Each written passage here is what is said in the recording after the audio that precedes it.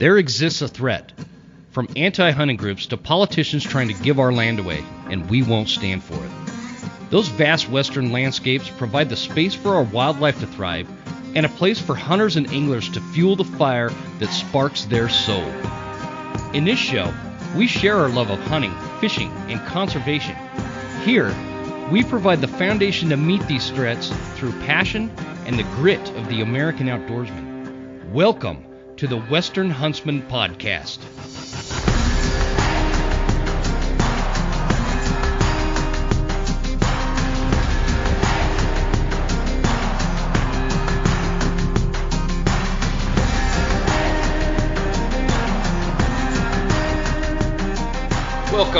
Welcome, you glorious bastards out there. This is episode 3 of the Western Huntsman Podcast. Thanks for tuning in. I'm pumped today, guys, to be here. I appreciate everybody. Thanks for all the feedback we've been getting. We've got a good episode for you today. I've got a guy named MacVittie that I met at the Mule Deer Foundation banquet. Actually, I met him a couple years ago at the Mule Deer Foundation banquet. But this year, I asked him. He's the director of the North Idaho Chapter of the Mule Deer Foundation. Asked him, hey man, you want to come on the podcast and do an episode and talk about mule deer? And he agreed. So this is a result. And I'm pretty excited about it. We get into all sorts of stuff, mule deer and hunting, and he was a guide, and he's got some good stories to tell. So we're going to get into that, and I wanted to cover, it was actually pointed out to me. I got this email. Apparently I'm not super good at sharing like where you could find the Western Huntsman Podcast. So I'm going to fix that here right now. I wanted to pull up the best place. The reason why I'm going to first direct people to the website for the podcast, if you're trying to track down the Western Huntsman Podcast, obviously you found it if you're listening to it here, but if you, a lot of times the links don't work. So if you just go, for example, if you pull up your Apple Podcast app and search the Western Huntsman Podcast, there's over 800,000 podcasts downloaded into Apple Podcasts. So it might not pull up. It's like a 50-50 shot. So I direct people to the website, because if you just get on my website at thewesternhuntsman.com and click on the podcast link, it'll pull up all the different distribution channels where you could find it. So you can find it, you can just click on the Apple Podcasts link or the Spotify, Google Podcasts, Stitcher. It's on all sorts of them. Also YouTube. You can listen to the podcast on YouTube as soon as I figure out how to download the episodes, right? Because I need one of you guys.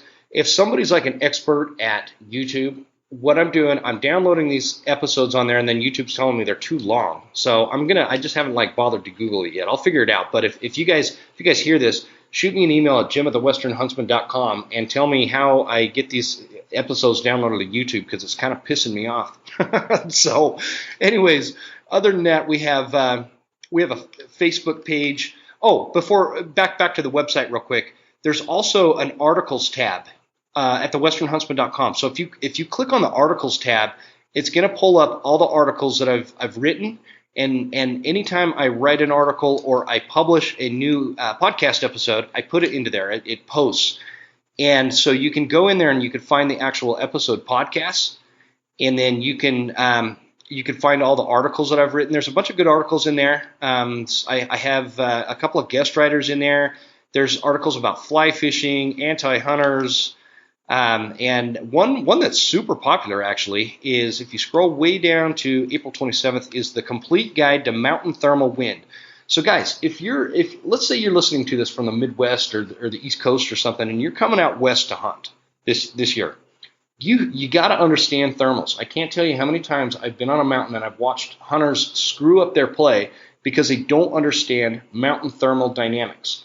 It's not that complicated once you have the basis of how they work. And this, if you jump onto this website, my website, and just read through the complete guide to mountain thermal wind, it's got images with graphics and arrows and wind directions and all this stuff. If you read that article, you're going to be well beyond 90% of the hunters out there that don't understand mountain thermals. So it's all right there. That's been a super popular one. But if you scroll all the way to the bottom of the articles page, at the bottom it says subscribe to blog via email. There's a little tab, you type in your email address and hit subscribe. And every time I publish a new article or podcast episode, you'll get an email with it right there that you could just link to. I don't want to pressure anybody into doing that, Obviously, we like subscribers, right? And so I appreciate anybody that does that. So there's that. I just wanted people to be aware that that was an option. And then we also have the Facebook page, and you can find that at thewesternhuntsman.com, or I'm sorry, on Facebook /The Western Huntsman. We're on Twitter at Western Huntsman. That's the Twitter handle. We're on Instagram at Western Huntsman, or it could be The Western Huntsman. I can't remember. Instagram's a funny one. My wife helps me with all this social media stuff, and we're just getting the Instagram one kind of kicked off. It'll have a lot more and better content here coming up in the future. And then obviously the YouTube channel, The Western Huntsman. So those are all the spots. And like I said, my wife, she helps me with a lot of the social media stuff. So don't send me crazy shit, because she'll be on you like a fat kid on a Twinkie. It's not like she's afraid. So anyway, going into that, if you guys have any questions, shoot me an email, or if you feel like I could do that part better. I don't know social media that well. I've had like a Facebook for a long time, but I'm not the most technically inclined dude you're going to find on this side of the mountain. So help me out with that. The other thing I wanted to cover real quick is I'm pretty excited for this. So we have the Western Huntsman podcast, right? And I do these episodes, and I've got some guests coming up that I think you guys are going to really enjoy listening to. We've got them all lined up for the regular episodes. And then on top of that, I'm going to do a special series coming up this September, and it's free too. It's not like, it's a paid subscription or anything like that, but it's going to be a series called School of September. And what it's designed for is any of you hunters that are gearing up for the 2020 archery elk hunt in September. So you're going to be hunting the rut, screaming bulls, bow and arrow, type. It's going to be awesome. We're going to talk about how to use elk vocalizations, how to bugle them in, how to call them, how to set up. We're going to talk about gear. We're going to break down the differences if you're going to go into the backcountry and hunt elk, or if you're just going to use like a base camp, or even, I know people that they stay in a hotel and then they run up every morning in the mountains, and they're successful that way. So we're going to break down all those different options. We're going to talk about elk habitat and behavior, how to locate elk, and different strategies and stuff like that to get an elk down and put your tag on them. So I'm pretty excited about that. So you look for that in like May, I think the end of May, beginning of June, sometime around there. We're going to release these episodes like weekly or bi-weekly. I'm not totally sure. I haven't organized that part yet. It's going to just be called the School of September podcast series through the Western Huntsman podcast. It'll be all the same spots. You don't have to do anything different. And I'm just excited about it. They're going to be extra on top of the episodes that we already do. So pretty cool stuff, right? Moving on to lastly, I wanted to touch real quick on kind of a sensitive topic before we get to the interview, and that's hunter safety and hunting safety and being safe in the woods. So if you guys have been paying attention, watching the news and seeing it on some of these social media sites, there was on January 1st, first day of 2020, a tragic accident in South Carolina where a father and daughter were shot being mistaken for a deer. So it sounds like, I've read some of the articles on it, it sounds like what they were doing is they were moving deer, they were doing a drive. If you guys don't know what a drive is, let's say you've got like this forested area, right? And you put a couple of hunters on, say, the south side of it to watch the edge of the forest or whatever. Then you send some other hunters to the north side to slowly kind of just move through the forest towards the southern end. And the idea is you're going to kind of spook up some deer that may be bedded down or just hanging out in there, meandering. You're going to chase them to the hunters on the south side, who will then get a shot. It's not particularly the most dangerous thing you could do as a hunter, but it's not particularly safe either. Out west with the mountains, where the safety net falls, if I've seen a lot of hunters, I've actually done one of these when I was younger.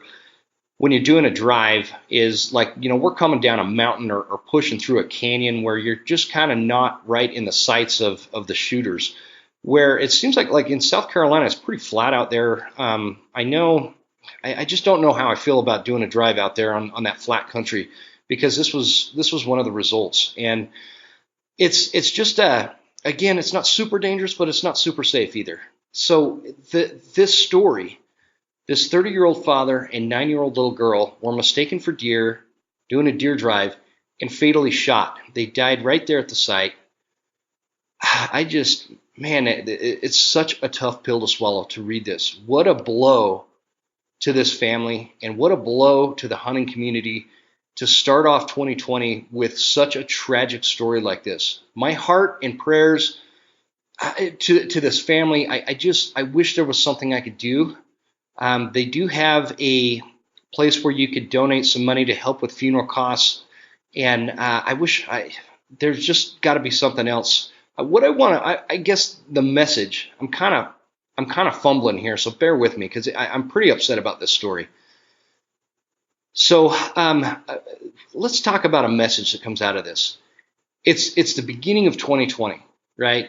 And we've got some predator hunting going on this winter. There's spring bear and spring turkey coming up, and then fall hunting seasons after that. And I want you guys to be safe and really pay attention to what you're doing out there. Bring your A game every day. Don't go out there and disregard where your muzzle's facing. Don't shoot at stuff that you don't know. You need to. Everybody knows this. This is basic hunter safety. Identify that freaking target before you pull the trigger. You need to know 100% what you're shooting at. There's no freaking excuse for this kind of shit. It just makes, not only am I heartbroken over the story, it makes my blood boil too. I'm pretty fired up about it, and I just don't want to hear about any more stories like this. Whatever we can do as hunters to finish off the rest of this year with no more fatal injuries or accidents from hunting season, it would be spectacular, because hunting is inherently dangerous, but with proper safety and proper precautions made and just paying attention, we could really reduce the numbers of accidents that happen out there, especially ones like this that is just so tragic. I can't imagine what this family's going through. So tragic. So anyways, that's my spiel on that, guys. I didn't mean to kind of go off on a rant like that, but it really tears at my heartstrings, and I'm pretty upset about this story that came out. And I have daughters that are about that age as well, and I just can't imagine something like this happening. That poor family. My heart is out. South Carolina. I feel horrible about it and feel terrible about it. So anyways, okay. I didn't mean to go. Let's lighten the mood, I guess, huh? So let's make that a goal, guys. Going forward, it's January 2020. There's for you September elk hunters, that's 9 months away from right now. So let's not get too romantic this month. Watch what you're doing. And so we're gonna get into this interview with AJ MacVittie. He's, like I said, he's with the Mule Deer Foundation. The Mule Deer Foundation is a really good organization. They do a lot of good things. A huge percentage of their money, it stays local. It funds a lot of habitat improvements, from things like overpasses that get built for migration patterns, and also things like rehabitating land that has a bunch of invasive species vegetation growing in, stuff like that. I love all these organizations. I'm a member. I'm a member of the RMEF. I'm a member of like a bunch of them, so I won't list them off here. That'll be the whole episode. So I hope you guys enjoy, and we will see you guys in the interview. Thanks a bunch.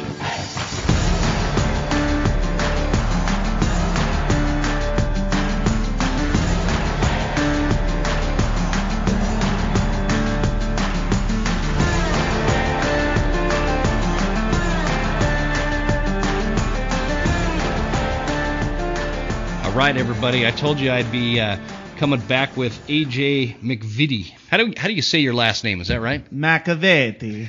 No, MacVittie. It's actually Scottish, so it's MacVittie. MacVittie. Okay. AJ is with the North Idaho chapter of the Mule Deer Foundation, and I've got him on today. We're gonna talk. We're gonna cover a lot of ground today, man.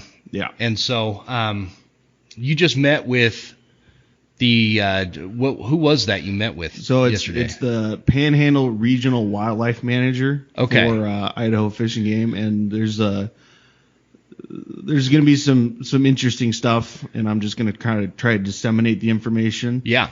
So we're gonna get into that, because we're you guys know we're in North Idaho, and AJ and I both live in kind of the Coeur d'Alene area, and it's a unique area in terms of being an outdoorsman here. And there's challenges that we have that are unique versus somewhere like Wyoming or Montana or Colorado or somewhere like that. So we're going to get into a lot of that and those details. And I'm pretty excited to have AJ on. I appreciate you coming on board, man. Well, thanks for having me. So give us a little bit of some background on you. Where are you from? So originally I was born in Tucson, Arizona in 1990. I grew up hunting quail, doves, and when my dad was lucky to get a coos tag, we'd go out coos hunting.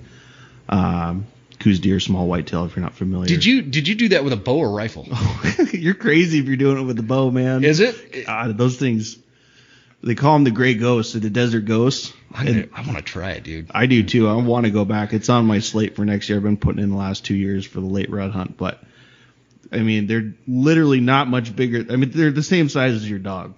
Where's my dog? He was in here. Oh, he must have went outside. Oh, yeah. Yeah, we were going to give him a mic, but he doesn't say much. So, no, that'd be awesome. I'd love to go down and coos deer hunt. Cows deer, however you pronounce it. Cows or coos. Or Yeah. Coos. So grew up in Arizona. Yep. We started spending summers in McCall in 1999. We had some family friends. They were snowbirds, so they'd spend the winters in Tucson, and then they go up to McCall in the summer, and we lived on a golf course. It was great. It was kind of my first introduction to Idaho, was doing a lot of fishing on the backcountry lakes and stuff. You go hike, you fish for these fish who've never seen lure before. It was slaughter. It was so much fun. Oh, that'd be awesome. I can't eat trout anymore because I ate so much. I can't stand living it. on it. I mean, I'll smoke them, brine them real heavily every now and then, and I'll eat them. But if if I go to a restaurant and it's like, oh, select farm raised steelhead, I'm like, nah, no fucking way. You've had enough. Yeah. I have my one issue with trout, and I love trout. I'll still eat it, whatever. But I caught one years ago. I was broke. I had a band, and I was super broke. And the way that I survived was catching fish. Well, I put a bunch of fish in my freezer. And then I had to leave town, and I think we were doing some show somewhere. Oh. They shut my power off because I didn't have the money to pay for it. So when I got home, you can imagine what my house smelled like. So I that always kind of hits me when I catch trout, but I'm still good with them, man. And then you've been a guide too. Yep, for Wayne Hill Outfitters out of Knoxon, Montana. I did that 3 full years, 90 days plus in the woods. I kind of took a break from it. I'm still licensed in Montana, so they need me. They know they can call me. But I took a break because, I had a daughter 2 years ago. You have kids, you know how much time and effort and help you got to be around for that. Yeah. So I can't disappear off September through November. Yeah. August through November, it seems like. So no more guiding. In part-time, I'll do it. Yeah. But, most of those outfitters, they need somebody that can commit. A good guide is just as hard to find as a good outfitter. Sure. And so now you're kind of heading up this Mule Deer Foundation. For anybody that's not familiar with the Mule Deer Foundation, give us kind of a quick synopsis of the foundation itself. So my basic pitch every time goes, what's the Mule Deer Foundation? I'm like, it's basically the Rocky Mountain Elk Foundation, but for mule deer. I'm a member of the RMEF, member of Ducks Unlimited, most of the major conservation groups. I got involved with them, and I don't know if you want to go into it right now too heavily, but I got involved with them basically because when I was working on a dude ranch in the Frake Church, I really found a love for mule deer. Mm-hmm. Watching them, hunting them, hearing people talk about them like this mythological beast, the great forked antlers, 30 inches, blah, blah, blah. Yeah. It's the Western icon. Yeah, and I have 2 mule deer hunting stories that will forever haunt me. So it's very near and dear to my heart. I'm always looking for that next great big muley. And then now, so you find yourself in North Idaho. We're not particularly known for a great number of mule deer. Mm-hmm. Which, you know what? I got a funny story for you. This last year, I shot a whitetail while wearing this Mule Deer Foundation hat. Oh, yeah. That's great. It's ironic. Anyways, and so we're in North Idaho. Most of the mule deer, you could find them there in the high country, but they're kind of ghosts, and it's a lot different up here. Yeah, they're really sporadic and pocketed versus southern Idaho, Wyoming, Utah, Colorado, central and eastern Montana. They're migration corridors. They're pretty. I'm not the best with words, but they're sparse. They're man. scheduled, right? Yeah. You know when they're going to hit the migration corridor. You know where their summer range is, their winter range. Up here, it's like the whitetails. They just kind of go wherever their little heart takes them. Yeah, for sure. They can be found though. Yeah, they can be found. And there's monsters out there still. Yeah, I know. And one in particular that is still alive, because I got nervous because it was it's the biggest mule deer I've ever had in my sights. And this was this last November. And it was here in North Idaho. I'm not going to give any details about where it was at, because I'm going after him next year. 60-yard shot. I had open sight. My Model 94 30-30 shot right over his back. Wow. And he ran off. Don't feel Who misses like that? Don't feel so bad. I had an extra doe tag this year, and I've got a rifle that I'm just convinced it just does not like shooting smooth tops. I've missed 3 now. It was rough, man. I didn't sleep for 2 nights. Yeah, no, and don't think about it at night because it will haunt you. Yeah, it did. It did for sure. So, and married, kids. Yep, got married to my wife. She's a Coeur d'Alene native. I've known her since 8th grade. We met in college. We've been married 2.5 years now. I have a little girl, Avery. It's crazy having kids with kids do you, because when I was growing up and like my friends were having kids and they're like, you want to hold my baby? And I'm like, no, I'm good. And now I'm just like, I can't get enough of them. Yeah. Showing pictures all the time. You know, if people want to see, I have a bunch of pictures, but I'm not like, oh, here's my baby. Do you think it's so cute? No, it's funny because before I had kids, it wouldn't annoy me, but it's like, no, I don't really want to see pictures of your kids. Yeah, I can't empathize with how you feel about your child. Exactly. It's different. It's your child. Your child is not a Gerber baby. Is that what you want me to say? And but now I've got kids. I want everybody to love them. And you know, it's just a funny transition that happens. It's primal. It changes everything. Yeah. I mean, for sure, it definitely changed. I didn't take a hiatus from hunting, but definitely have more time now that they're bigger. Yeah. And my youngest is 8, and so now my wife is she's so good about the time I'm able to spend hunting now. And you have 3, right? I actually have 4. I have 4 daughters, but 3. Ooh, buddy. 3 still in the house. So one's completely off the payroll at this point. You just said 3 daughters, and I just felt so sorry for you. 4 daughters. Yeah. Yeah, but one's out. Yeah. So, yeah, it's been interesting for sure. How'd you come to be director of the North Idaho chapter of Mule Deer Foundation? Well, let's go back to 2015. I just wrapped up my first guide season, and I was broke. I had no job because guiding is seasonal. Yep. And I just started looking around, and I'm like, what do I like to do? I like to hunt fish. I like to be outside. I like to go talk and meet people and hear stories. And I just kind of stumbled. I mean, I don't remember. There's been a lot of beer drank since this happened 5 years ago, but I just kind of stumbled on the Mule Deer Foundation and clicked on career opportunities. And they were looking for an Idaho State Director, because Dan McKinley, who he runs Washington, Alaska, and I think he still runs Oregon, but he was spread out, man, and he's covering 4 states, 30 plus chapters, including Alaska, because it's not just the Mule Deer Foundation, it's mule deer and blacktail, because they're very similar. So, I mean, he was just spread out. I contacted him a couple times, didn't get much response out of him.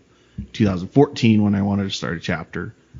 And so I just applied. I'm like, hey, I want to be a state director. I'm, 24, 25-year-old kid. I have no experience doing conservation work. And obviously I didn't get the job. But the next year, I contacted the new state director, Barry Croce, who I've worked with since then. Great guy. He ran, I think, the North Utah Ducks Unlimited chapters for a while there. He actually used to be a mortgage broker down on Sherman and Coeur d'Alene. Oh, really? Before the crash. Oh, I didn't know that. Yeah. Huh. And does he live up here? now? No, he lives down in Caldwell. Oh, he does now. Because we're the only chapter up here in North Idaho. The rest are in like Boise, Twin Falls, Pocatello, Malad. Yeah. There's a lot more mule deer and a lot more mule deer hunters. Yeah, down south for sure. But he was interested in getting one together, and we kind of had a slow start just because it's really hard to market a mule deer organization in whitetail country. Yeah. Even though there are some absolute diehard hunters up here for mule deer. Oh yeah, I'm one of them. Yeah, and you don't tell your spots, you don't tell your stories. No. You don't share your trophies. No, I get it a lot. I'm not looking for your honey hole. Exactly. But yeah. No, and they are, like you said, the area up here, they're in these pockets, and only people that are pretty fired up about mule deer know where these pockets are. And they're usually way up. Yes, they are. Off the beaten path. Yeah, so if you're in North Idaho and you want just a little bit of advice for where the mule deer are at, go down south. Either go down south or think elevation. Think elevation, and you might stumble into one.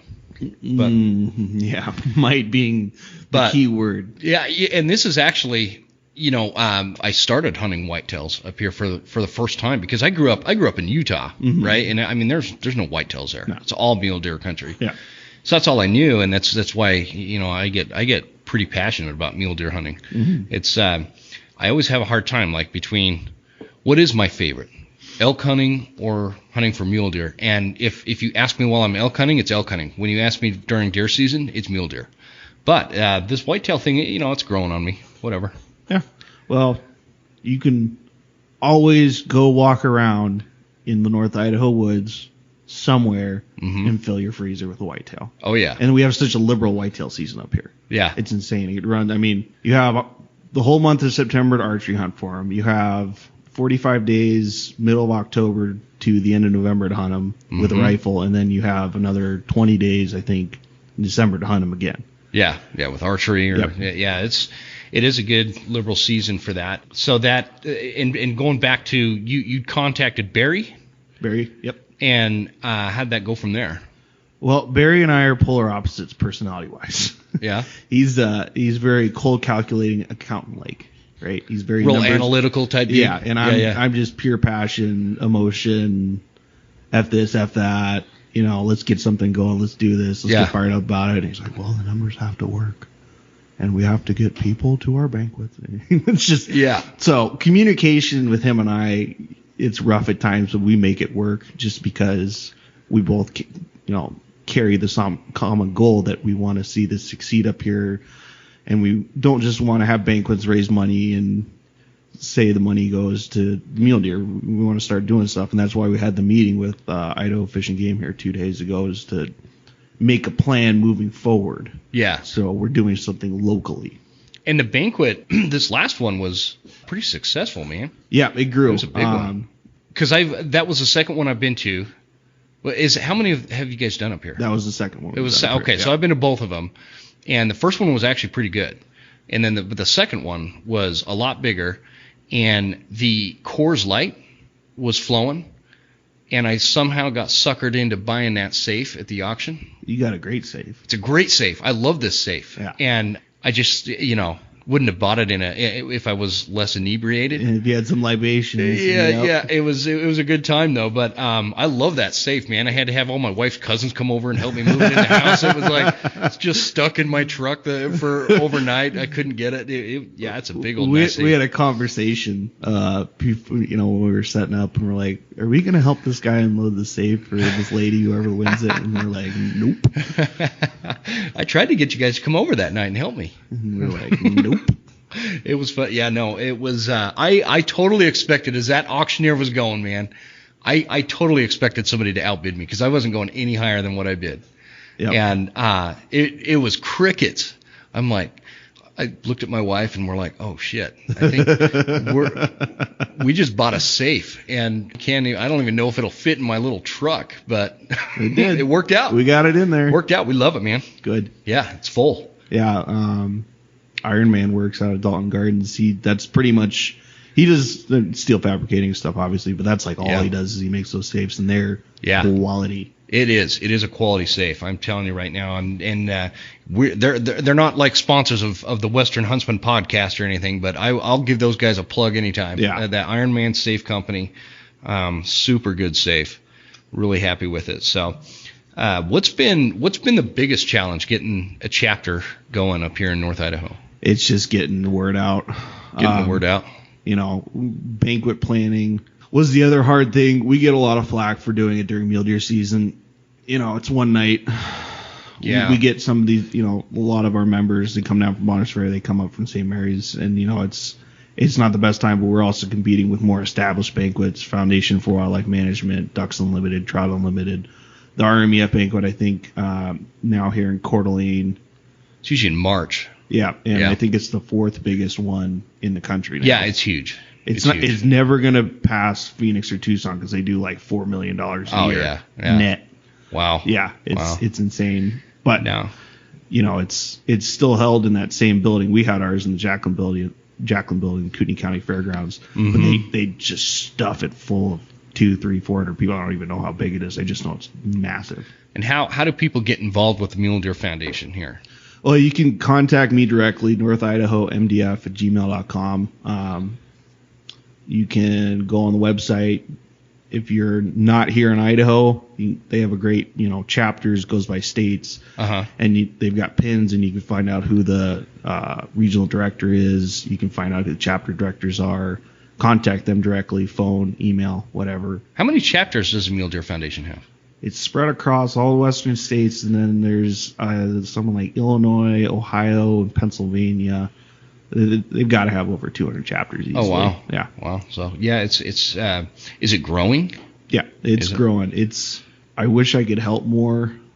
I put in my input with Barry all the time, and Barry is doing a lot of the back end stuff like most good leaders do. They hide they don't put all the malarkey out there for the public, right? And him and I talk, and he accuse me and stuff, but they're definitely innovating and moving forward into the new century, like a lot of established organizations. Because the Mule Deer Foundation got started in 1988. Some were Rocky Mountain Foundation in 83. But you can definitely see there's kind of a lag between today's standards as far as media, and they come out with a great magazine. Yeah, it is a good magazine. Yep. They tell great stories, what we're doing conservation-wise, rehabilitation. We just did a huge project down there, south of Palisades, big migration corridor, southeast Idaho, where it was big burn 2-3 years ago. Went in, planted a bunch of sage, planted a bunch of mule deer feed, especially on those winter ranges. Yeah, because there were some invasive species coming in, kind of thing. Yeah, yeah. Did helicopter spraying with that. I mean, it was a huge thing. The Mule Deer Foundation, to date, I don't remember the exact numbers, but I think we've donated just under $1 million in the state of Idaho alone. For habitat improvement? Yep, habitat, migration corridors. Because what's going on with that? Let's talk about that for a minute. Migration corridors and the way you talk about one of the disconnects that I think a lot of people have with our wildlife and the game and the habitat, and what people sometimes don't seem to connect is the growth of humankind, right? The societal spread, and how that impacts them. And I've heard it's been talked about on another podcast at one point, but what does like a freeway system do for migrating mule deer? It's like a murder corridor. So when you guys, there's a reason why Idaho Department of Transportation has roadkill crews to go clean up carcasses. Yeah. Oh, absolutely. Yeah, because it's huge, and there's enough on that. And it cuts them off from winter habitat range and stuff like that. It's a barrier, right? Yeah. All animals will take the paths of least resistance to get from point A to point B, whether it's bedding to feed to screwing, X, Y, Z. Yeah. And when you create something like I-84 or I-90 or, any kind of 4-lane major interstate that's always being traveled no matter what time of day, it becomes a huge barrier for them to deal with, and they eventually they know they have to do it, right? So what's really started is a lot of these conservation groups now are building either underpasses and funneling animals to underpasses to go under the interstate so they can get from summer grounds to winter grounds. Yeah, there's one right up the road here on Highway 95. Yeah. And so, and overpass bridges, which I think is kind of cool. Will an animal use it? I don't know. But it's a cool idea, right? Yeah. Because it's giving these animals a higher probability of surviving, and versus the good old days where, hit another deer. Yeah, exactly. File an insurance claim. And the Mule Deer Foundation, do you guys like partner up with other foundations and organizations to help get those things built, or how does that work? I know there's instances where we do partner and kind of pool funds together with state agencies. Absolutely, ITD, IDFG. It's kind of like the trappers organizations. Like in the state of Idaho, there's trappers everywhere, right? Mm-hmm. There's trapping groups everywhere. Yep. And but they all get together for a state rendezvous, sell some furs, tell some stories, learn stuff like that. And Mule Deer Foundation is no different. We'll pool. If it benefits two chapters, like in Southeast Idaho, Pocatello, St. Anthony's Idaho Falls, St. Anthony's not that far apart, and there's a travel corridor in between them, they'll absolutely do that, and they'll partner with Idaho Fish and Game because it benefits wildlife, not just mule deer, antelope, elk, badger. It benefits everything. That's kind of the goal. It's not just going to help the mule deer; it's going to help everything in that. Yeah. So the more flora and fauna that it benefits, the more a lot of these agencies, groups, organizations can pool everything together for a common goal. Right on. Okay, let's talk about some mule deer hunts, man. You got some mule deer hunting stories? Yeah. Everyone does, right? Yeah.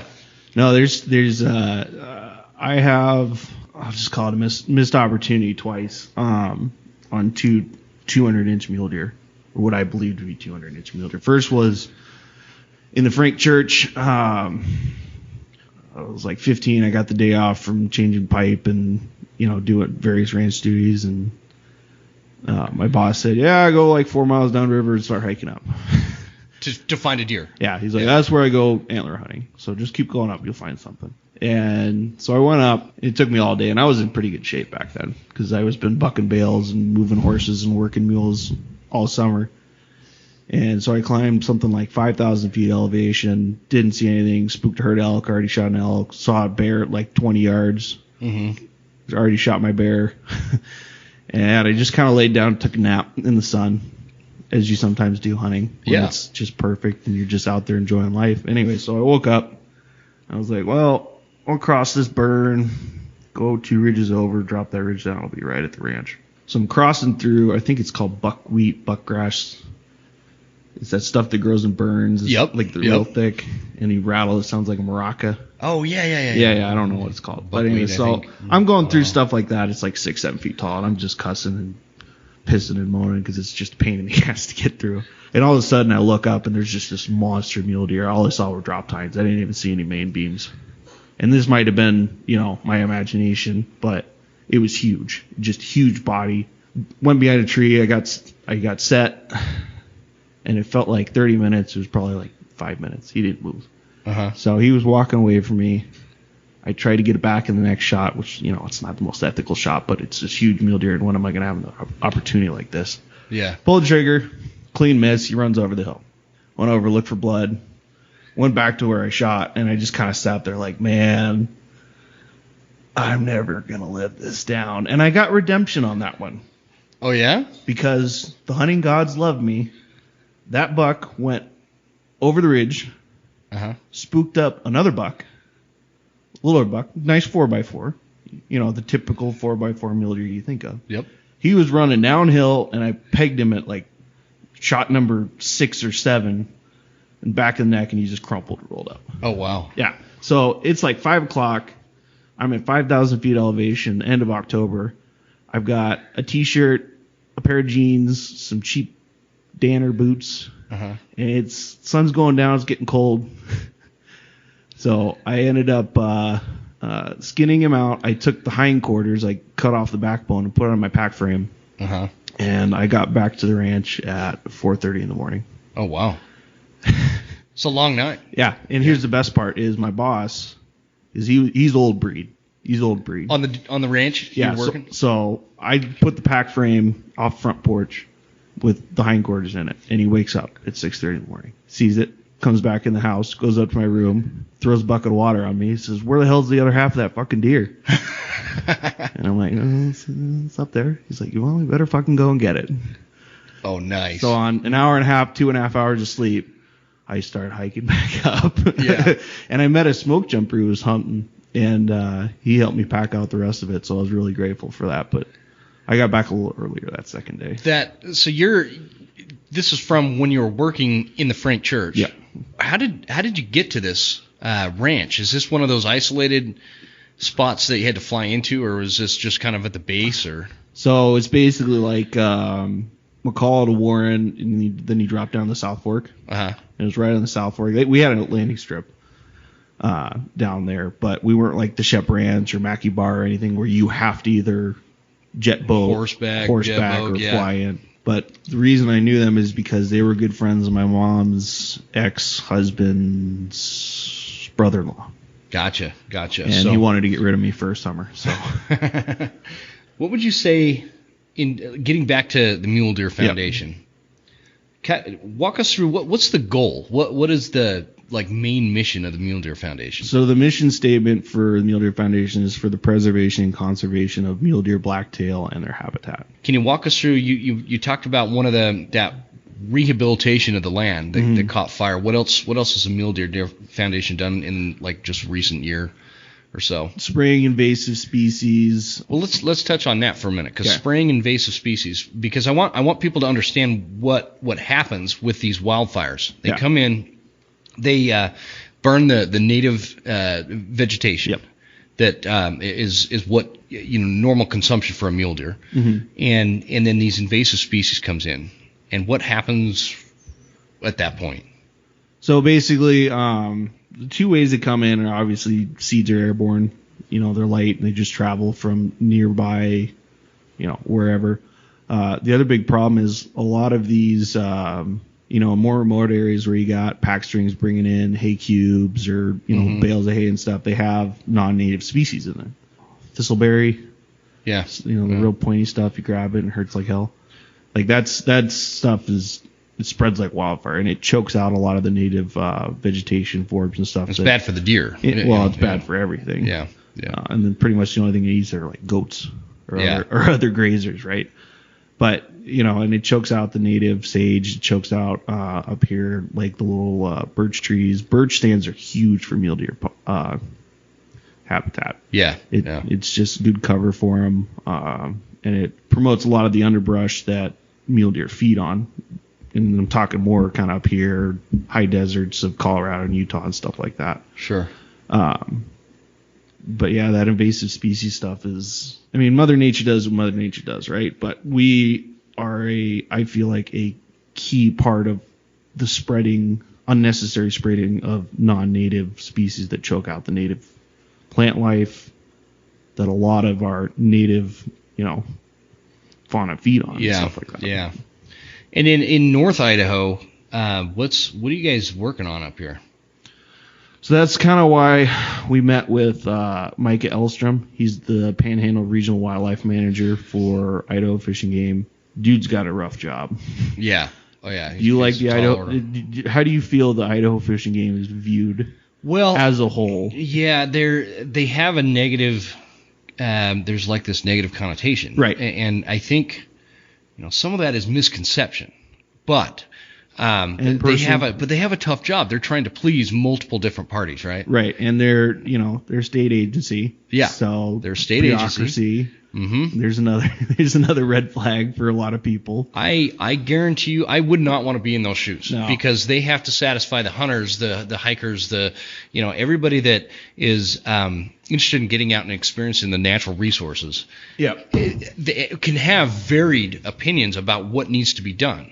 The hunting community provides most of the funding for that, between everything that tag fees and everything else goes into it. And we bitch about how they nickel and dime us, but at the end of the day, most of that money goes back towards what we love doing. Yeah, for sure. So Micah has a tough job. Yeah, he has a tough job. So what happened in this meeting? What did you guys come up with? So since I got involved in the Mule Deer Foundation, I've heard everything from everyone, right? Mm-hmm. Everyone's got an opinion about Mule Deer Foundation, the mule deer, whitetail, the elk, the wolves, Idaho fishing game, you name it. And I went in loaded for bear with this guy, and I was just going to chop him down. And I was just going to tell him this is what my constituents are telling me, and you need to listen. And then I did something that I rarely do. I shut up and listen. Yeah. And because he's out there way more than you and I every year. Oh, yeah. Check stations, talking to people, and he's got a pretty good pulse. Yeah, and he's always got target on his back because of who he works for, and that's why I say he's got a tough job. I mean, the dude doesn't look much older than me. He's probably in his late 30s, early 40s. And he's just got gray hair. And I'm just like, man, that's got to be from work. I don't know. Man, what are you saying? I mean, like, I'm not even 40 yet. Well, it's a good thing you don't video these podcasts yet. You know what? This is because I'm working on doing a Santa Claus. Christmas is next week. So. Very nice. No, I'm kidding. Daughters, man. Gray hair. Thanks. Something to look forward to. But anyway, so we had a meeting with them. Me, Barry, and another one of my committee members, Eric Warren, and we kind of sat down and we said, we're here, we have funding, we have bodies, what can we do up here to help? And we kind of went into the history of management in Idaho Fish and Game in the Panhandle region specifically. And kind of what it boiled down to is they have been running a lot of seasons on obviously public opinion when they have their big directors meetings in the different regions, and then down there in Boise, a big one where people can go and comment at public hearings. They've been taking the info from the 100 harvest cards that we're all supposed to turn in at the end of the year, and pretty much running with that. And obviously the observations of the wardens and the biologists and everyone else. But besides a few studies, I mean, I think most people know that they radio collar elk in Unit 4, which is the Coeur d'Alene National Forest, northeast of here. Big hunting area for a lot of people. They also did a study of whitetails in the priest drainage in the 80s. But that's about it for ecological studies. So you're saying that most of the data they have to make decisions on now is based on hunters' reports? Yeah, and, boots on the ground. Sure.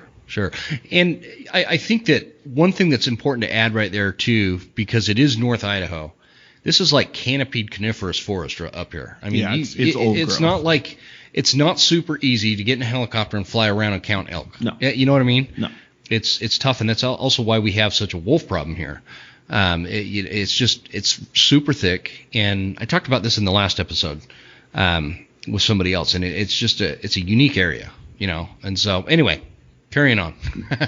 Yeah, we can make this 5-hour podcast talking about the wolves. Oh yeah. So anyways, we'll get there. We'll get to some wolves. What I am really excited about, and I think a lot of sportsmen and women in North Idaho should be, is starting next month, January 2020. They're starting this program in units 1 and 6, and it's going to be a representative study, and they're going to take the numbers from this and apply it to all the Panhandle units, so 1 through 9. Mm-hmm. Not 8. 8's down in Palouse. Yeah, 8 is, I think, Palouse. But yeah, so anyway. 1, 2, 3, 4, 4A, 5, 6, 7, and 9 are what the Panhandle is. Yep. Right? And they're calling it the ecology of everything. Okay. And I am really excited for this. So what they're going to do is the study's twofold. One, they're going to do traditional radio calling on everything they can catch. Deer.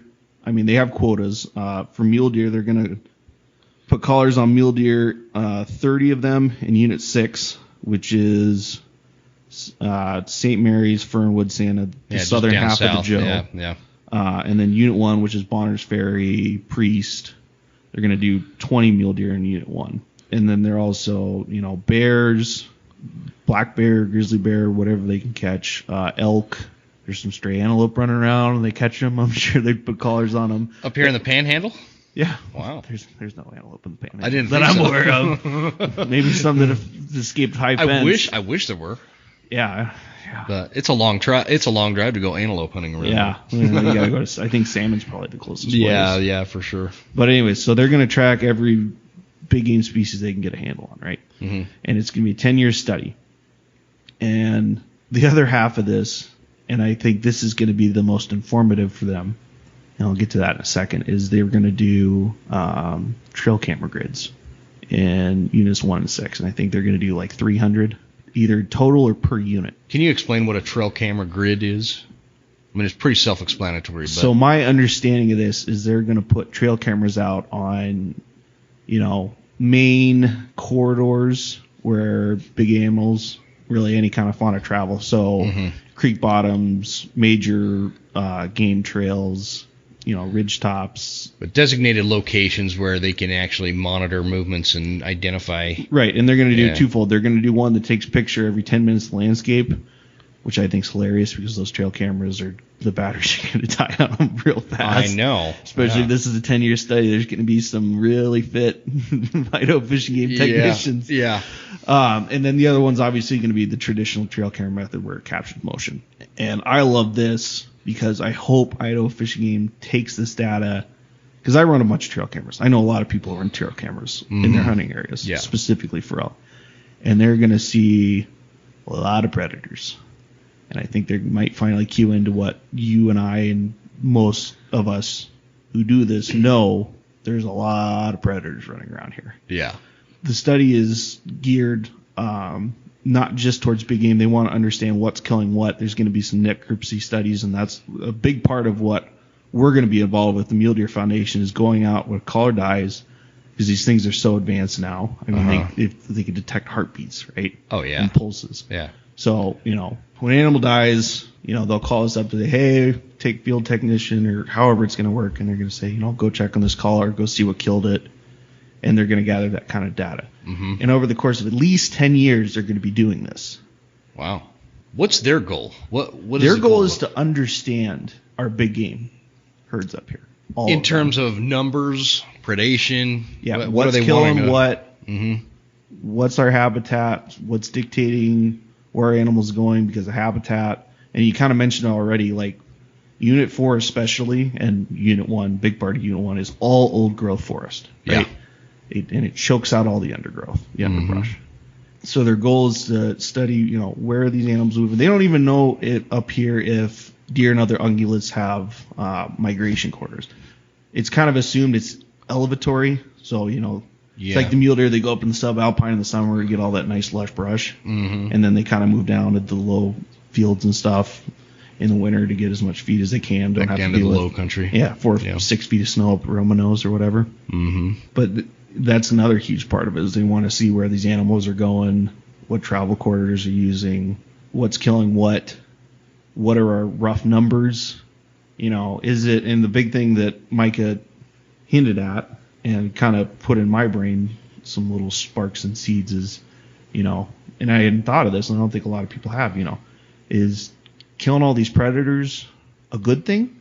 Mm-hmm. And what I mean by that is he used this scenario. He said, so we're killing X amount of cats, running hounds, incidental run-ins, while you're elk hunting and you got an elk tag because you got a sportsman pack, right?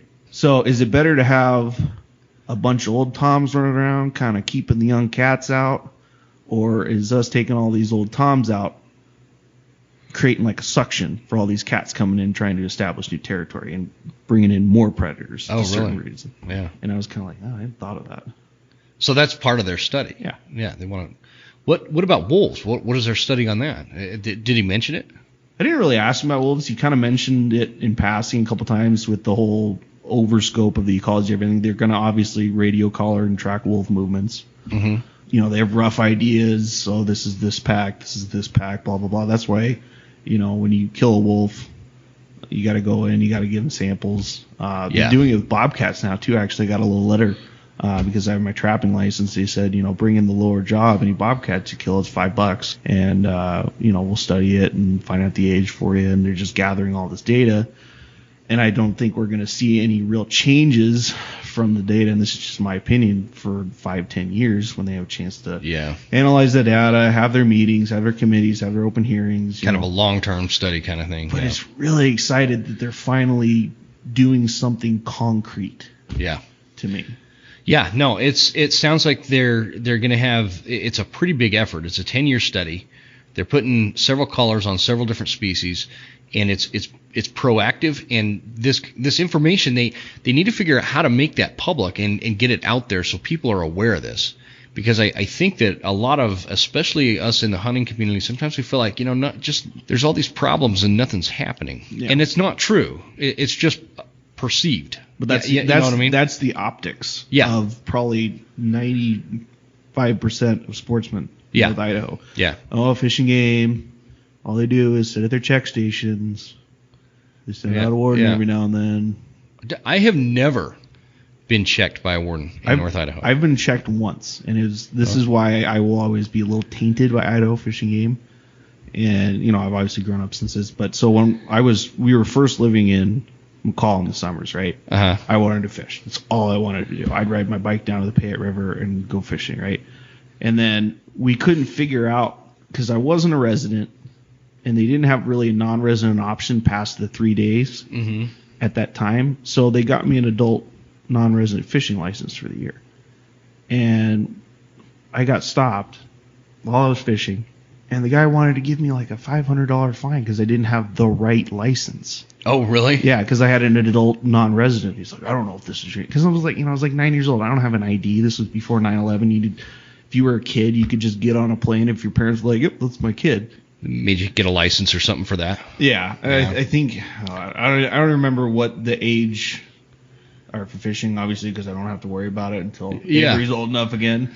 But, it's something that now I understand, they have jobs to do. It wasn't right per Idaho fishing game standards, whatever it was, and I'm not going to hold a 20-year grudge on that, but it's something that sticks with you. As I was a 9-year-old kid, I thought I was going to jail, man. Yeah, and I don't want anybody to think I'm complaining about never being checked, but there is sometimes where it's like, you get something that's in the back of your truck, you kind of want to brag about it to somebody. Oh yeah, right? A game warden, they usually get into it. Oh yeah. So you guys, back with your conversation with, is it Mike over at Idaho Fish and Game?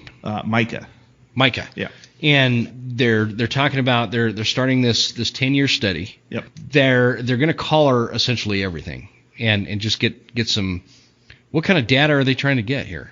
Yeah, like I mentioned before, they want to know movement corridors. They want to understand what's eating what's killing what are the what are the herbivores primarily feeding, where are they going winter, where are they going in summer, the typical stuff they've been doing down in southern Idaho for decades, right? Mm-hmm. But the big challenge up here is we have a lot of old growth forest, a lot of trees, and it's really hard to track stuff.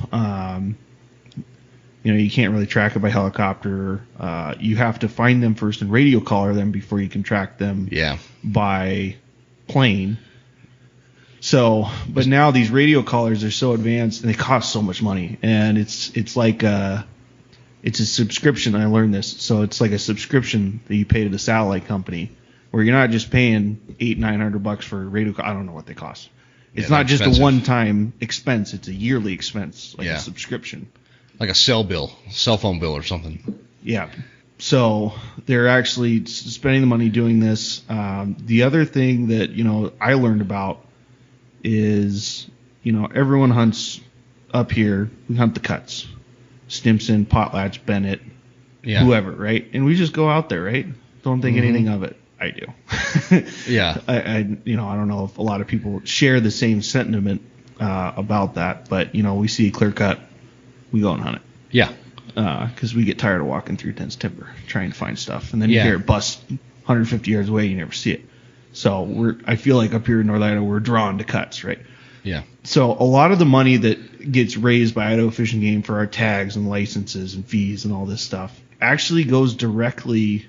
Idaho Fish and Game distributes the funds for almost like a lease to allow public access for hunting, fishing, recreating, snowmobiling, cross-country skiing to these privately owned timber companies. Mm-hmm. I didn't know that. I just thought it was kind of like, okay, Stimson was allowing it, Potlatch was allowing it, Hancock, whoever. But no, Idaho Fish and Game actually pays them like a lease fee. I didn't know that, Yeah. Which I'm like, cool. So it is legal. Yeah. No kidding.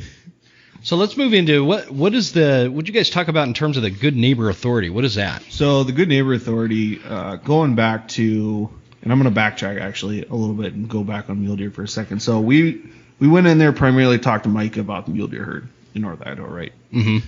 And something that I hadn't thought a lot about is how our forests have evolved in the last 50 years. 50 years ago we were logging, we were burning, we were running cattle out there and kind of managing the forest a little bit better. Nowadays, it seems like it just grows. Yeah. And I get excited when we get fires in these old growth forests because it opens up this whole new, the year later, it's just like a magnet for all these ungulates because there's all these new forbs and brush and stuff for them to feed on that doesn't get choked out of by the old growth canopy, right? Yep. Because you've been walking in those old cedar groves, right? Oh. And there's nothing but just dead cedar limbs and dirt. Yeah, and to put it into perspective for people that maybe have never walked through these kind of woods, when they say that closing shooting light hours or whatever, daylight hour, legal shooting, sun goes down at, say 5 o'clock or whatever, depending on the time of year, it is dark in these woods by that time, even though you legally have another half an hour. But in these woods, it is dark. And that is the kind of cover we're talking about. There's only a few areas in the country in the West that has this type of forest. And it's, we're in North Idaho. The coastal Washington and Oregon areas are similar, but it's super brushy, super thick, and literally dark by the time the sun is setting. So anyway. So the Good Neighbor Authority, and I think it started in 2018, if I remember right, Congress authorized it, basically it cuts out a lot of the red tape. So IDL is managing it, and they're managing it with these timber companies to do timber sales and really start to work out and thin a lot of these areas out. I would love to see half of the Coeur d'Alene National Forest heavy select logged. Leave trees, obviously. Yeah, it's select logging, not like big swaths. Like clear cut, like you're down in the Palouse. Like, yeah. Who's really bad about that? Is that Bennett? I don't even know. I don't even keep up with and I don't mean to badmouth it. That's just their practices. But they take literally a whole section, 640 acres, and just nothing but a field of stumps. Yeah.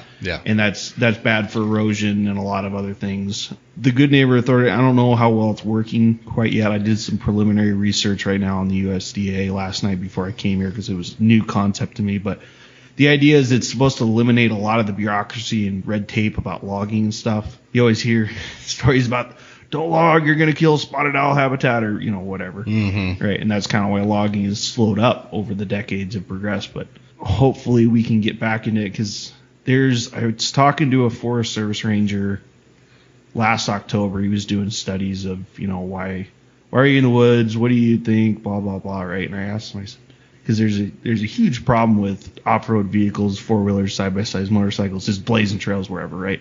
Mm-hmm. And I go, that's kind of on your job to police that. He's like, yeah, it is. If we didn't have enough roads in the Coeur d'Alene National Forest alone to circle the earth 2 times. Yeah, there's that's literally no kidding either. Yeah, there's like 50,000 miles of roads. Yeah. So. And these are just old logging roads that he's talking about. How'd they get everywhere. there? How'd they get there? We were logging them in the 50s and 60s and 70s. Mm-hmm. And it's kind of crazy because we were talking to Mike, and he pulled up some old harvest reports from like the 60s and 70s. And they were reporting back then, and who knows how accurate it was, right? And how diligent hunters were turning in. But 1,600 mule deer got killed in like 1975. Oh, wow. That's what they reported. Guess how many they reported killed in 2018? 100. 160. 160? Yeah. See, I was only 60 off. I'm pretty good, right? And you look at how much more diligent they are about the hunter harvest cards. Right, they'll call you, they'll bug you. Is that? Let me stop. Was that 160 in the Panhandle? The Panhandle. Okay. Yeah. So they bug you about the hunter's report. Right. You were saying, and it's not 100% accurate. It isn't obviously. Yeah. Some people don't fill them out. It is what it is, but it's it's a data source at least. And they've gotten a lot better about it in the last 10 years. You remember a few years back when doing the Idaho hunting report, they would have the section at the end where they would ask you if you saw a wolf or heard a wolf. Yep. And I question the accuracy of that, because my initial reaction would be, oh yeah, I saw wolves. I saw thousands of wolves. There's so many wolves. And I just know that like there's people out there that get even more fired up about wolves than I am, and I guarantee they were making some squampus numbers in there, and because that was my inclination. No, you got to do something about these wolves. I saw 200 of them. Really, I saw some tracks. You know? Right, and you hope it's like statistical analysis where they take the extremes and they just cut it off. They're like, all right, this is malarkey data. My hope was they'd be like, oh man, wolves are a real problem. This huntsman guy clearly saw a bunch of wolves, so we're going to go annihilate him. We're going to call him and see where he's been. And yeah. So it's interesting, but that's all the data they've had for years here in the Panhandle is hunters reports. So 1,600 down, so it's like 1% of that now. 10%. You're a Marine. You're not good with numbers. No, I'm not, man. Stick to eating cranes, Dude, I just I don't do math. Anyway, it's a fraction. We know it's a fraction. It's a fractional size compared to what they did years ago.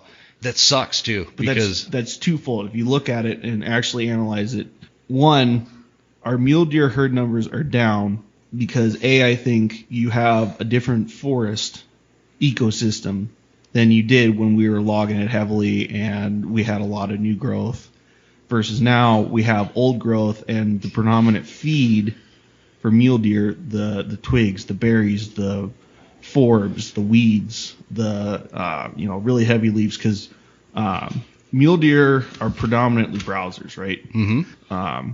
But they're really picky, and they have smaller rumens, which is a stomach and an ungulate, right? So they have to get the most nutritious parts of the plant. They can't just eat a bunch of grass like a cow would, and it sits there in one of their stomachs and creates heat. And they actually have to be kind of picky about what they're stuffing their gullets with. So the predominant places you see mule deer are in the subalpine over 5,500 feet in the summer, where there's a lot of feed for them. And then down low, and they just kind of pick what they can, deciduous tree, limbs, bark, whatever. But we don't have a lot of that in the Panhandle. It's restricted to with the old growth, you mean? Yeah, well, it's they're stuck to high ridge tops in the Coeur d'Alene National Forest, and they're very scarce. Up on the Montana border, there's good habitat for them out there, but the end of their pocket is the same in the Selkirks, where they're just pockets. And why is that they do that here? Is it because does it have something to do with the whitetail numbers and how the whitetail affect mule deer, or what? Well, whitetail are also browsers, right? But they eat a little bit different feed. I'm sure there's some carryover. I'm not a biologist. I'm not going to sit here and try and bullshit and say I know what the difference is. But there's been a lot of talk. You talk to hunters, the whitetails are going to mule deer, and there's less mule deer now. Is there a correlation? I don't know. I wonder if there's data on that. I'm gonna find that out. Well, that's what they're trying to. I think hopefully one of the secondary goals of this ecology of everything is they're going to figure that out too. If they're commingling, because have you ever seen a cross between a mule deer and a whitetail? I've seen some that I was suspicious of, but again, like you, I'm not a biologist. I don't know. I don't know. They're spectacular. Yeah. No, I know they exist. Yeah. But personally, it's just been suspicious. I saw one in Arizona when I was scouting with my dad in like 1998 down the Dragoon Mountain Range. And it was crazy. It was a cross between a desert mule deer and a Coues whitetail. No kidding. Yeah, and it was crowned. You had the main beam was crowned. Right? Like whitetail, and then it was forked. Oh, no shit. Yeah. I've never seen. Yeah, I've never even heard of that. Wild. Huh. Interesting. Yeah. So that's a new breed. But I haven't seen any up here. I've talked to a lot of hunters, there are a couple outfitters, and they haven't seen any that they could definitively say they cross. So yeah, I know they do. If there's this guy, Dr. Valerius Geist, has this awesome book on it. It's just one of the parts of that book, and I wish I could remember the name of that book. But you want to know about that kind of stuff, read that book.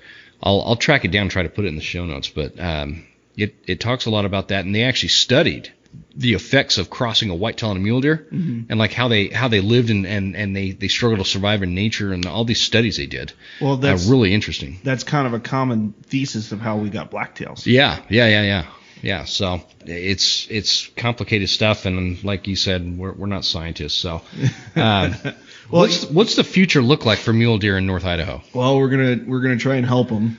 You talk to the old guys, they remember seeing mule deer on Canfield Mountain, which is kind of a mainstay in Coeur d'Alene here. Yeah. Obviously, probably not so many, but you're seeing them pop up in really, really interesting places. At least I have, and talked to a few people who spend a lot more time in the woods than I'm able to. Areas like St. Mary's, there's a really good population of them. And you look at it and you're like, this is whitetail country. It's no different from like the Clearwater Valley, where there's pockets of mule deer, but they're not prevalent. Yep.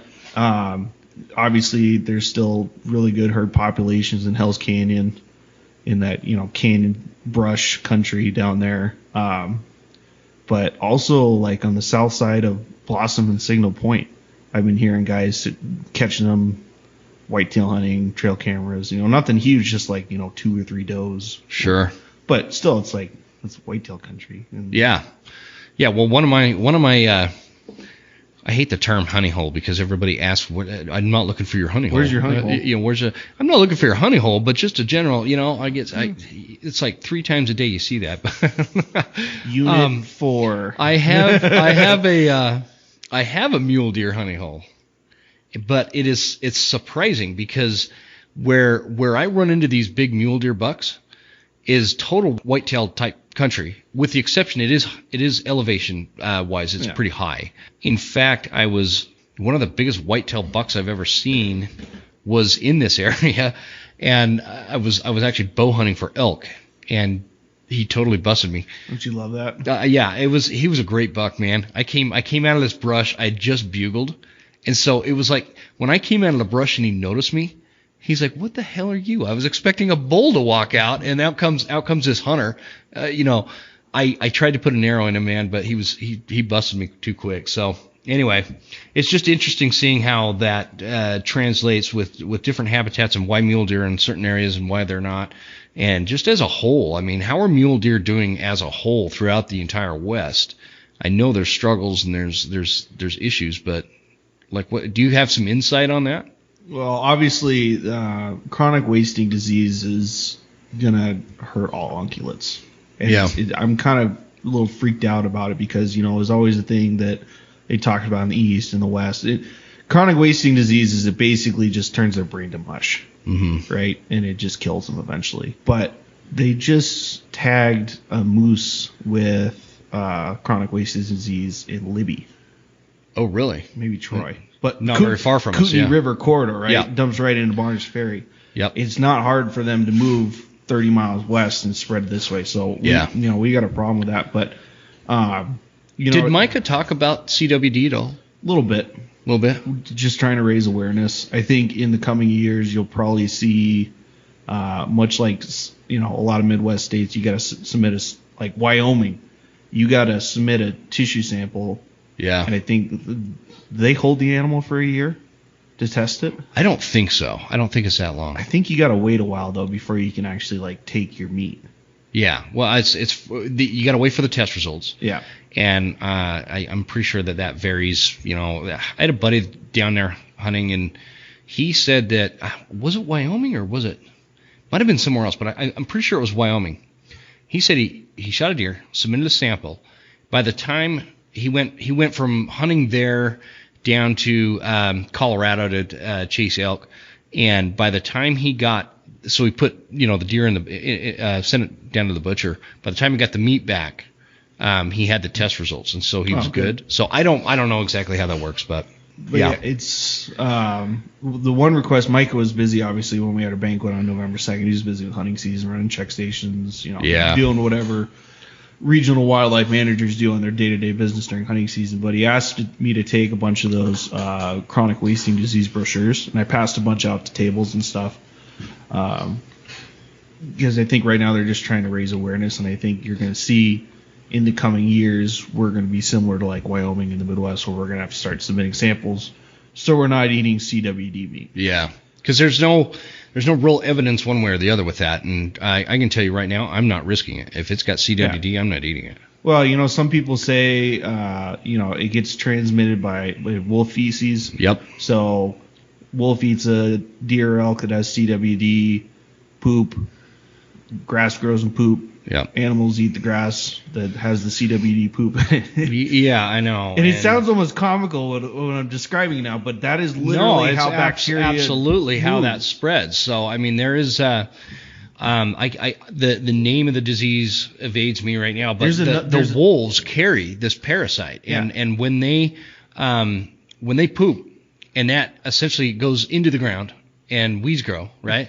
Grass grows, whatever like the vegetation is. Yeah. It's like dogs super with parvo. similar to parvo. And the elk eats that. Yeah. Or the deer. And there you go. The disease is transferred as a parasite. There's another one, too, that gets transmitted that way. It's not just CWD. I think it has something to do with their lungs. Yeah, I'm not sure. I'm not sure. We should have done more research. We should have done more research about this. I mean, what the hell? So let's transfer, or let's kind of move on a little bit. I wanted to ask you, with your time being a guide, this is always interesting to me. Like, I want to know what some of the pet peeves were of clients that you had when you were guiding. What's a pet peeve? Like, people should know, okay, I'm hiring a guide next year. Okay. Blah blah blah. How to not piss off my guide? Okay. Well, let me start with this disclaimer. I was not the best guide. I mean, I got a kill. I got people opportunities, but I was nowhere near my buddy Paul, who I've hunted with forever, or my other buddy Mark, or some of the other guys. I mean, they got kills consistently, right? Yeah.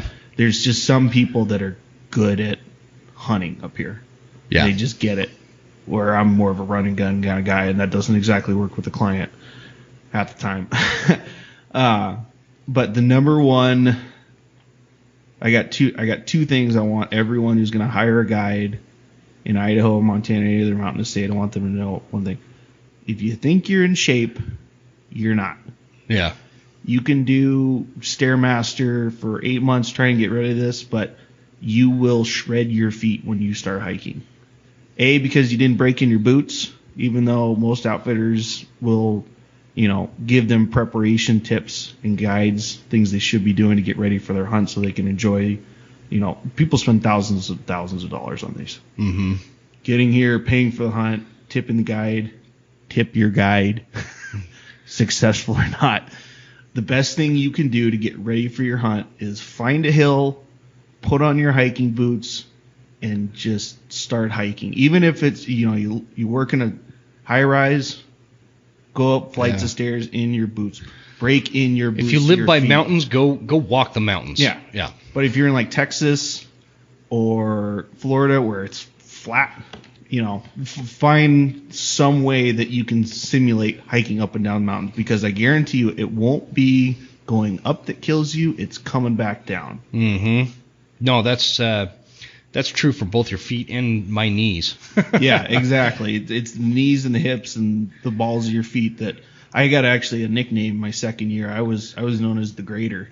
Oh yeah? Oh man, most of my clients' feet by the end of the week were just grated cheese. Yeah. Oh yeah. Yeah. And I felt bad because you can have sore knees, you can have sore shoulders and still hunt, but your feet go down, man. It just makes hunting miserable. Yep. And I felt bad. So I got better at it, moving forward after my first year. But the other thing is, this is not Jackie Bushmasters. This is not Will Primos. We are not going to sit in a stand and be nice and warm and watch things all day. We're going to be moving. We're going to be doing things that whatever the guide dictates, because he spent 3-4 months preparing, hunting the same mountains, areas. Mm-hmm. You're not just going to sit and watch, because as you know, by the first weekend in rifle season, those elk and those deer do not go out in the open after daybreak. No.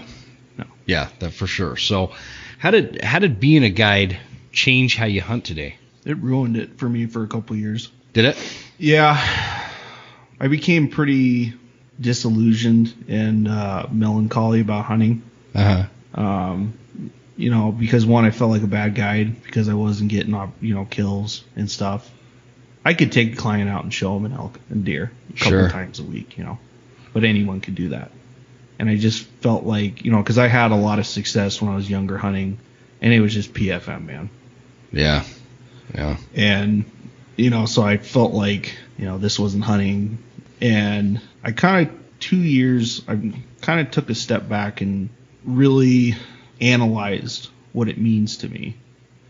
And hunting to me more is, and it was about the same time I started watching Meat Eater, right? Because I grew up on watching all these hunting shows in the East and stuff, and it was so cool shooting these huge bucks, right? And to me, my dad died when I was 11 years old, right? And he was my best friend when it came to hunting and fishing, and I'd do anything with him. Mm-hmm. So there's always going to be this really emotional aspect to being in the woods or taking my rifle for a walk in the woods. And I kind of got away from that when I started guiding, and I thought I was hot shit. And then I kind of realized I wasn't. Yeah. Especially when I had friends who were way better hunters than me. Nothing humbles you like hunting season. Yeah. I sat there, I got fat on humble pie. I did. Yeah. And the last 2 years, I've really started to get back into it, but with a different mindset. I used to be one of the guys, especially with clients. Like, I'm going to a spot, I have to take my old client down this nice flat road because he can't go up and down. Mm-hmm. And I used to get so anxious I would literally have to stop and puke because it made me so upset just thinking about if I get there and someone's there, I can't take this guy out. Yeah, the stress of that, I know. It drives me crazy too. And I still get it a little bit, but I'm definitely mellowed out now where it's like, okay, well, I can just go somewhere else or try somewhere new or do something new. Yeah, I think that what you're saying there too, we grow with that. It doesn't stress me out. I don't stress out about specific spots anymore. Right. Like I used to. And I used to be ultra competitive about it. Oh yeah, me too. I'm the shit. I'm the shit. And then nobody's gonna out hunt me today. I know what you mean. I'm gonna kill one today. No, and then someone's like, oh yeah, I shot this 320-inch bull. So you've got like this super big connection with your dad in the outdoors, hunting, fishing, and then he passes when you're only 11. Yeah, man, that's young, dude. Yeah. Now there's this. Would you say there's like this barrier that that connection creates a problem today, or did guiding get rid of that? Does that make sense? Guiding didn't feel like hunting to me. Gotcha.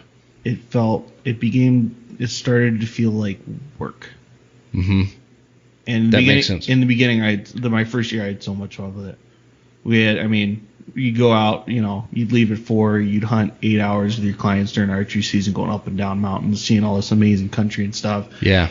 And then you have a couple clients who just, I have a couple fishing buddies, and we talk about it from time to time. And he's like, man, I had this shit client last week. They wanted me to frickin' do all these lazy things. And I'm like, yeah, well, when I was a hunting guide, and kind of feel like an ass now since I told this, but when you're a fishing guide, when you got a shitty client, you deal from one day. Yeah. If I have a crappy client, I got to deal with them for a whole week. Yeah. And, I've just always been fascinated with that because I've never been on a guided hunt. Yeah. No, I take that back. I went on that wild boar behind you. That was guided in Nevada. And I'm 18, and there's a reason I'm telling you this. I go on this guided hunt, right? And they take us out. We're on this river, and there's no boar. There's no pigs anywhere. Mm-hmm. I've never hunted these wild boar before, and I haven't since. And they kind of split up. There's 4 guides. And then all of a sudden they're like, oh yeah, come over here. And I go around through this brush, whatever. And there's just, lo and behold, that there wild boar standing there. So I shot it. I shot it with a 1842 Springfield musket, 69 caliber Civil War rifle. That just makes that story so much better. Right? It was legitimate. Yeah, it was. I didn't even see it fall. I waited for the smoke because it was not. I wasn't using Pyrodex. This was real black powder. Yeah. And it was just this big explosion. And anyway, I felt like they hosed me. I felt like they had this damn thing penned up or something somewhere and brought it out for conveniently me to come around the brush, and it was standing there. Right. And like they just found it. There was something super suspicious about it. So I have not been on a guided hunt since, and I don't think I ever will. Right. And on the complete opposite end of the spectrum, all of the guided hunts we did, we were on public land, 480,000 acres of Cabinet National Forest in the Cabinet Ranger District in the Knicksu National Forest. So we were competing with other hunters. We were competing with other outfitters. That's public land. Yeah, totally different. And yeah, I'm not comparing those two. Right. And we had clients who came into camp, and they're like, so where's the high fence? Oh, really? Oh, yeah. Even though, it's advertised, this is public land hunting. Dude, this is Montana, man. Yeah. But, and that's just, and that was the other thing is just, I really beat myself up about because I'm my worst enemy and I'm my biggest critic. Sure. Is I always want to please and meet people's expectations, but some people just can't. And it's true. It's not just true in guiding. It's true in work. It's true in life. It's true in business. It's true in everything. You can't always please everyone. And you can't always meet people's expectations. No, and that's definitely something. It's like you said, it's like that with any topic. If I got back into guiding pretty serious, I would go into it with a completely different mindset, not just from my experiences, but from my self-reflection on it.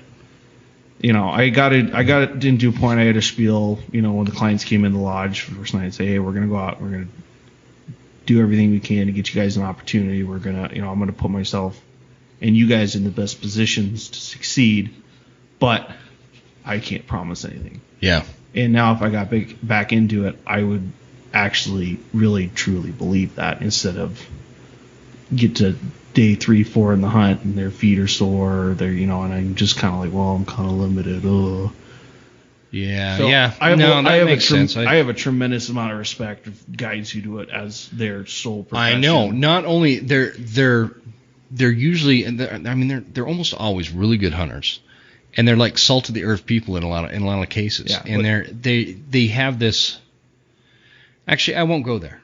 Let's just leave it this. If you haven't been on YouTube and watched Remy Warren, solo hunter. You need to, because that dude is the epitome of the ultimate rounded hunter. Yeah. He still films hunts, but what amazes me is he still owns an outfitting business and guides clients. Yeah. Down in the bedroom. Yeah, he does. He's one of the most prolific hunters ever, and he's got a podcast now. Yeah. It's a sweet podcast. He's just a super humble, good dude. I've taken a lot of things out watching him and listening to him, more importantly.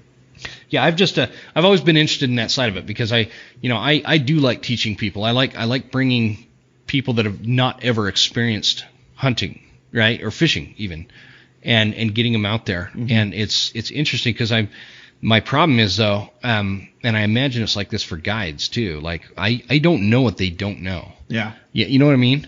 And so it's tough to know exactly what they need to know while you're out there. Let's transition again. I always ask this question to everybody. Why do you hunt? Because I still can. Yeah? Well, I mean, I don't want to get political in here, but you look at a lot of the adversaries to the hunting community, and they're well funded. They have a specific mind to stop hunting altogether because they think it's going to benefit the wild, or whatever their motives are, right? Yeah. That's a buckshot approach. Why I hunt is because it puts me in places that we can still have connections with our past, with past generations, and hunting is carried from father to son, right? But that's changing. It's going from mother to daughter, mother to son, father to daughter. Yeah. And it's just such a great open air experience for, kids, people who want to experience things that some other people in the world might not have seen. Like when I shot my first bull in the Frank Church when I was 15 years old, I did it by myself. I stumbled into elk. I shot an elk. I'd never shot an elk before. I didn't know what to do. So I gutted it, right? And I went back to camp. Tried to drag it out, did you? No, God no. God no. Big old 5x5. So I gutted it, and I came back to camp. My outfitter, who I was working for at the time, he goes, "Oh, you cut your leg off, did you?" because I was all bloody, right? Yeah. And he goes, well, you better go back there and finish skinning it out, otherwise it's going to overheat. So, he goes, take this horse. So I went down there. It took me all night. Yeah. It took me 4 hours, and I started riding horseback out back to camp on the canyon rim. And he came into this big opening, and it's an image I'll have in my life, even when I have Alzheimer's and dementia and I'm 109 years old or whatever. Once you get in the woods and you experience nighttime in the woods with no city lights or anything, it's absolutely magical. You do it in a wilderness area. That much more. It was I can't even describe it. It just the contrast. It was so dark and you could see so many stars that you actually saw the city glow from like Boise and the Treasure Valley, 200 miles away. Yeah. It was insane. It is insane. I always connect that with I think about these people that live in these huge cities, right? And I'm not talking about Boise. I'm talking about like New York City and Chicago and Miami. LA. They live in these big cities and they never experience what we experience as a hunter. They never see that. They never feel that connection between man versus beast and the way that it gives you this different connection to the wild. And what you said earlier about connecting it to our past, this is the past of mankind. Mm-hmm. Hunting is something that has always been around since mankind. Hunting and trapping is what brought us west during Manifest Destiny in the 19th century. Well, it's part of it, right? It's a huge part of it, and it's. I almost feel bad for them, except for I don't want to expose it either, because I don't want all these people to come out and try to experience it. You know what I mean? And they are. Yeah, they definitely are. And so I like what you said with that. When you came out on that butte, what was it? You're riding that rim back yeah, down. And then it just opened to this nice, it's grassland nighttime area, 6,000 feet elevation. Yeah. And I got elk blood dried all over me, and you're alone, right? And I'm alone. Yeah. Yeah. There's something about that, man, I love, and that's why I love solo hunting so much, is just, it's me versus the wild kind of situation. Yeah, and getting an animal is always a bonus. Yeah, exactly, yeah. It's always a good plus. But we touched on it for a minute, these anti-hunting groups that are out there, and they are organized, and they are funded, like you were saying. What do you say to somebody like that?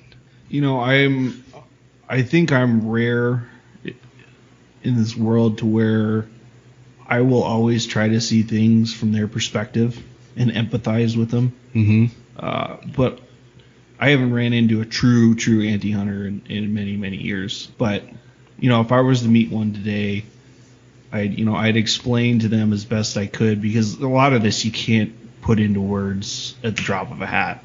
Yeah. It's just something you have to experience. And I'd probably say it's something you have to experience. Like, I'm not out there bloodthirsty, not feeling for these animals, killing them because I can, and only taking the quarters because I legally have to. Venison, elk meat, grouse.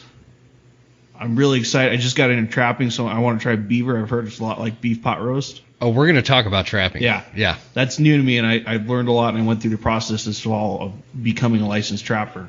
But, I hunt not only to fill my freezer, but also to have experiences that aren't afforded to a lot of people because of where I live. Mm-hmm.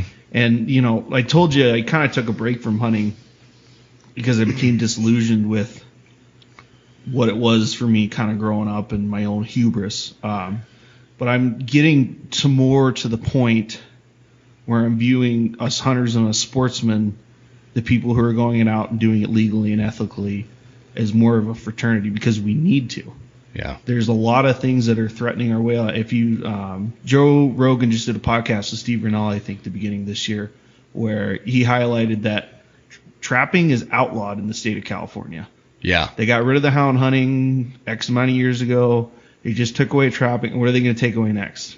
Yeah. Right? There's some real threats to what a lot of us consider our way of life, of being out and taking our gun for walks in the woods. And, if we get lucky and we shoot an animal, great. Yeah. Yeah, the icing there. Yeah. So. No, you're exactly right. And what people, as hunters, I don't think we're good at identifying this threat. It's almost like, yeah, we know they exist. We don't want to believe it. But I think what a lot of hunters don't think about, because we're busy, right? We all have jobs, and we're looking forward to hunting season. We have families. We have all this stuff going on. Who wants to worry about a freaking anti-hunter in California or somewhere? What we need to realize, and what hunters need to take into account, is they are actively pursuing the end of hunting.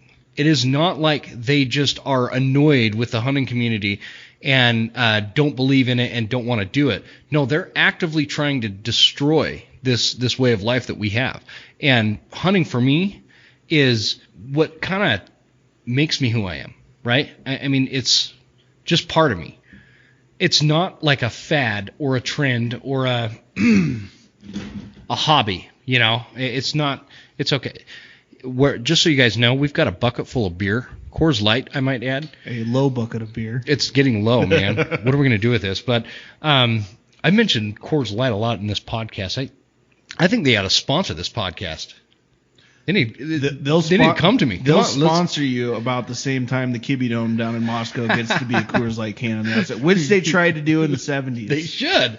And but I just want that to be a key takeaway for hunters in every episode that we talk about on this show. This particular show is designed and developed with that in mind, that our goal is we need to create not just a defense, but a fight back against these anti-hunters, because they are actively pursuing ways and actions to destroy hunting in the United States as we know it. And you can tell I get fired up about this. It's a hot topic for me. It's really comical to me, because I'm sitting here thinking, nah, Jim's crazy. He's just one of those crazy things.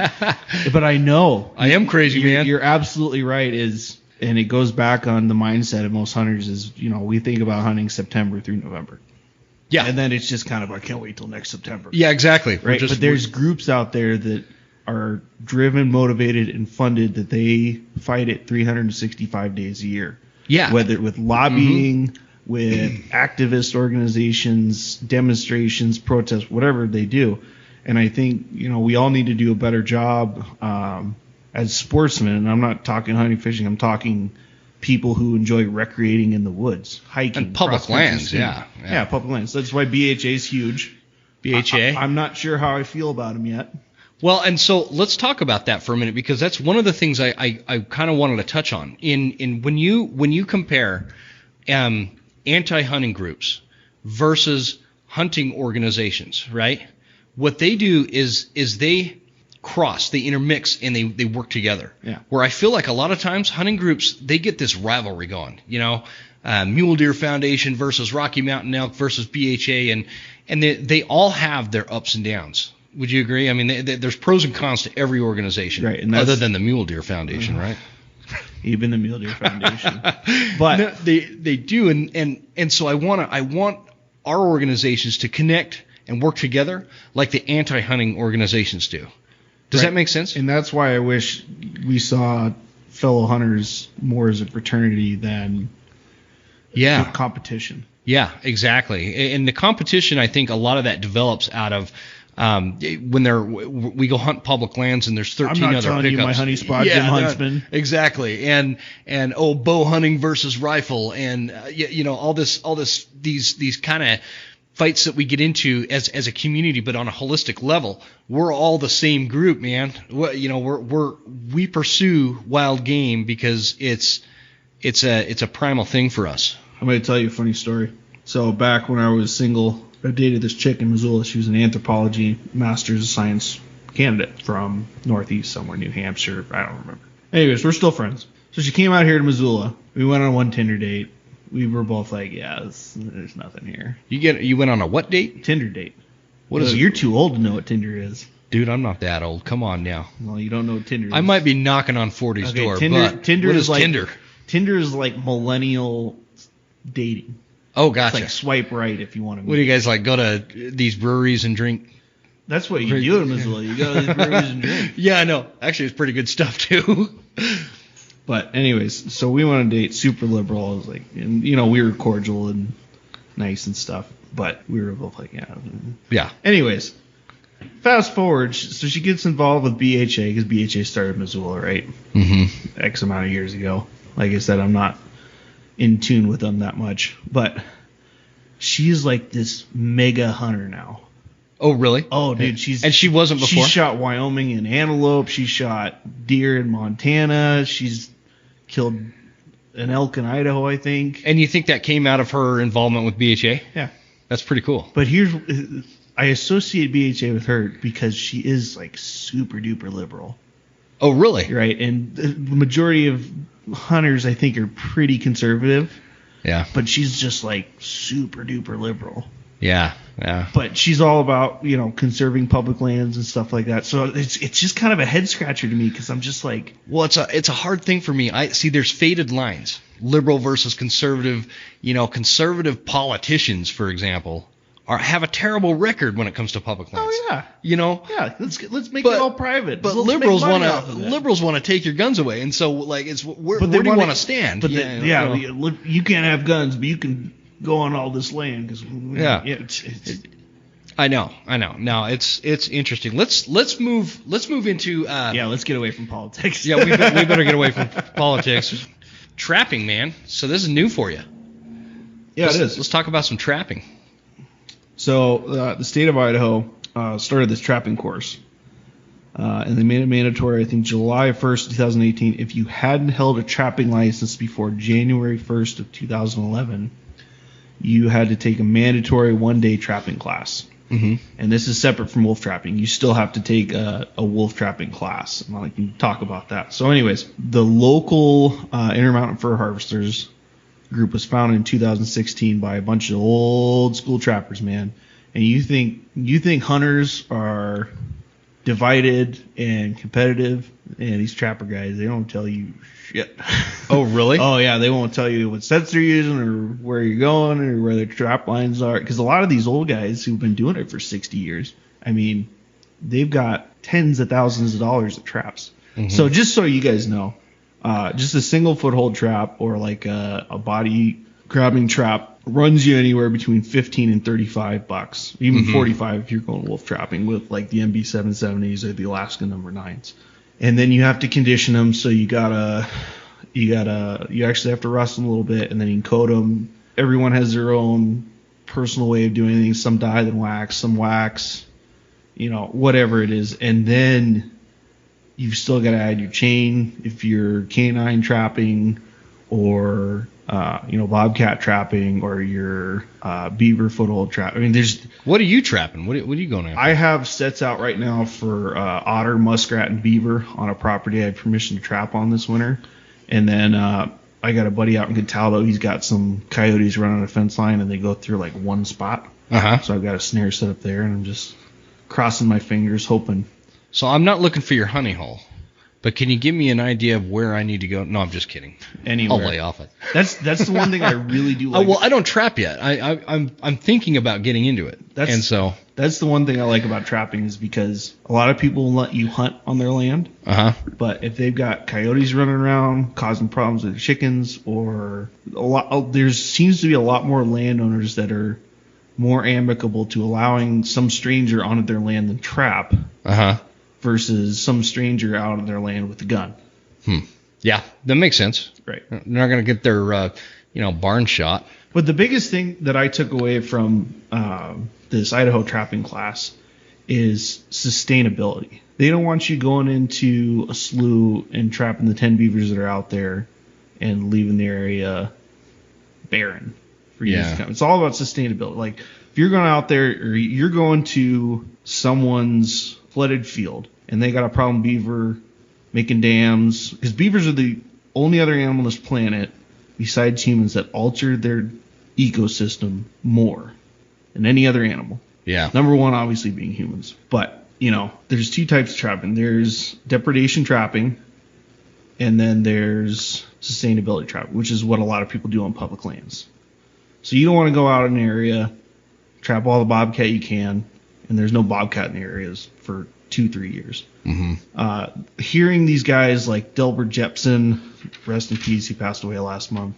He was huge on getting with Rusty Kramer. And, I can't remember who the original president was for Idaho Trapping Association, but getting this class going with IDFG, because there was a lot of people running around doing some really crappy trapping practices. Yeah. Bernie Nelson, Frank Getzfiend, Steve Sluka, they all have, one guy's water trapper, one guy's canine trapper, one guy's predominantly, cat and marten trapper. They all had different inputs and different things, and trying to pass along a wealth of information to, I think we had 30 people in our class. Maybe 25, 30% of us was first-time trappers. We had no experience. A lot of guys had done it before. Uh-huh. And then there was a lot of people who wanted to take it to gain some information from experienced hands. Yeah. I mean, between the three guys leading the trapping class, there was almost 200 years of experience between them. Wow. And, they disseminated what they could along with IDFG's guidelines for trapping laws and regulations and sustainability. But I really wish that class was almost more of like a 2 or 3 day class. Just because when you try to disseminate that much information, only so much of it gets retained. Yeah, it's pretty complicated stuff. You can make it complicated real fast. Mm-hmm. Yeah, I would love to get into trapping, but strictly for wolves. Like I've eaten beaver, and how'd you like it? It was like not that great. Did you eat the hams? I don't remember. I don't know. It was a buddy that made it for me at a camp. Oh, that sounds great. Like, I don't even know what he did, and I don't even know what part of the beaver it was. Whoa. But you ate the caster, my friend. I don't know. So not that great. No, it wasn't horrible either, though. But for me, I'd love to trap wolves. But it's like a whole different animal, man. You got to have a snowmobile, basically, just to even get in those areas where the wolves are at. And a lot of time. Scouting. Mm-hmm. Yeah. So I'm not saying that's off the table, though. I'm good with it because I'm a big believer we need to manage these wolves for sure. But what's your goal with trapping? I just want to have another reason to be out there in the woods. Yeah. I mean, it's another connection. The prices for me doing it recreation, I'm probably going to be running the red trapping, just because you're sell a beaver pelt for $12-14. If I get lucky, get a coyote, it's $80-120, whatever it is. But between gas and time and traps and trap prep and all this, I'll never make money up. But it's just I'm real intrigued with just kind of the history of trapping. Yeah, me too. I've always been intrigued by it. How it started with the French, and they came up in St. Lawrence and the Hudson and Great Lakes, and then they headed west. Yeah. And it's just something that I find very interesting, and I love. And it seems like you can a little bit of time at it and suck at it, but if you take your experiences and are out there as much as you can and learn every time, it can be something that you can be very, very good at. Mm-hmm. I love the history of it, the additional connection to the outdoors that it offers with that historical factor of it. What's cool is just the whole concept of trapping is old school, and I like old school. I didn't even know what your timber thing. What was that? What was that called? Never mind. We can move on from there. Okay. So I like that. I like that old school kind of method of what trapping is, and I think it's the most effective way to kill wolves. And we need to kill wolves. How many wolves have you seen in the woods with a gun in your hand? None. I've seen 2. Yeah, it's like none. Yeah, instant, and they're gone. I've cow called them in, I have and they'll howl at me and make all sorts of noise, but I don't see them. And I know a lot of guys put a lot of effort into calling them, and there's guys that are really successful at it, but they're a very small percentage. And how many hours do you think they've spent? Tons. Yeah, I don't have if people are getting them by means of by way of hunting, it's usually by accident. They're out there elk or deer hunting and somehow stumble on a wolf and get a shot off. That's how most people are successful at hunting wolves. Trapping is a different story. And that's, I don't remember. I heard a statistic recently, and I can't remember off the top of my head what it is, but it's more than double effectiveness level over hunting. So the great thing here in Idaho is that we have a group called the Foundation for Wildlife Management. You want to talk about? I can talk about this a little bit.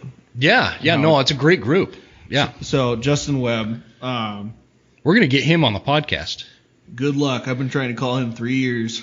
I hope you do. I hope you do, man. I'll get a hold of him.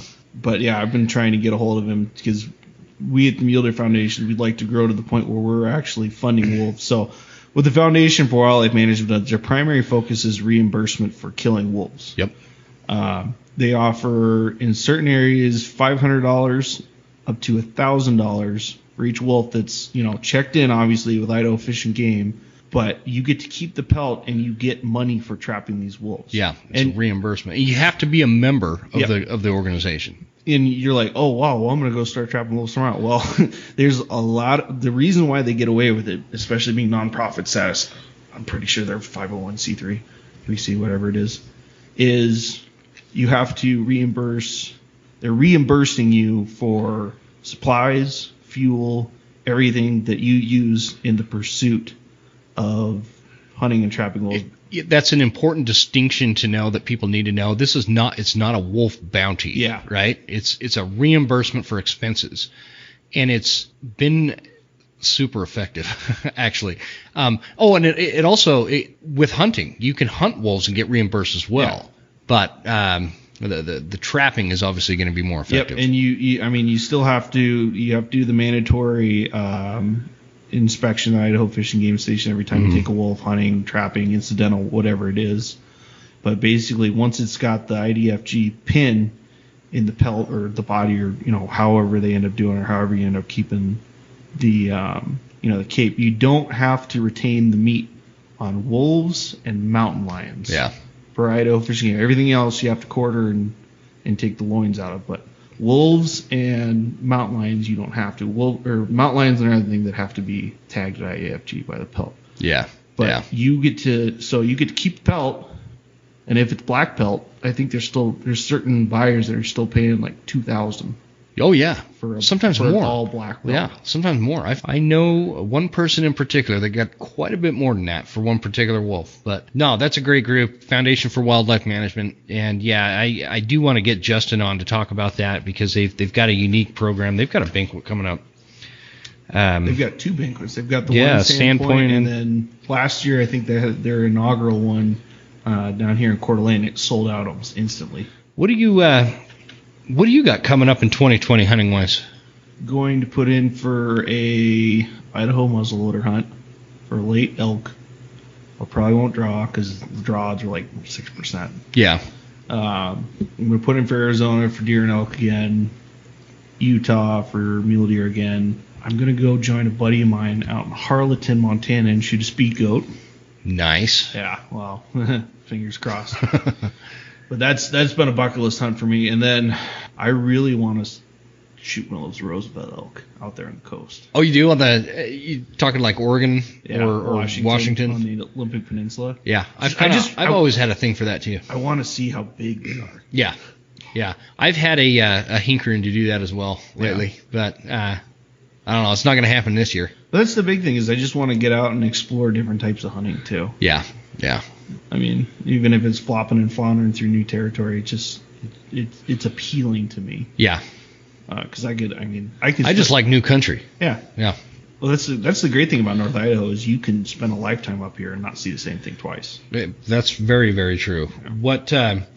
So, and then you're going to hunt locally? Are you going to hunt? Yeah, I will hunt locally because there's a decent chance I'm not going to get drawn for something.